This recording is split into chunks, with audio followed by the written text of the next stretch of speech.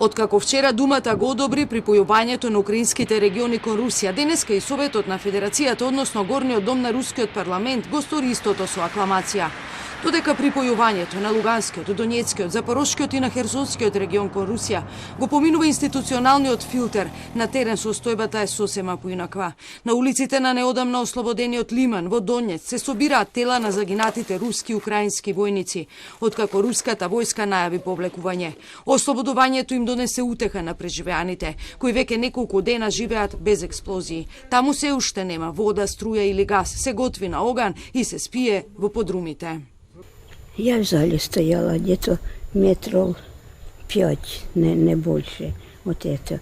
А в зале вот это, как бацнуло, так меня вот так я подняло. Ой, не дай Бог. Теперь плохо я слышу. Зараз воюємо, як то кажуть, за нашу землю, за наших дітей, щоб нашим там краще жилося. Але дуже дорогою ціною це все дається. Украинските трупи заземаат се повеќе територии во нелегално анектираните региони. Силите на Киев напредуваат во близина на јужниот град Керсон и ги консолидираат редовите на исток кон Луганск, кој е под контрола на Русија. Украинскиот председател Володимир Зеленски изјави дека има ново ослободени населби во неколку региони.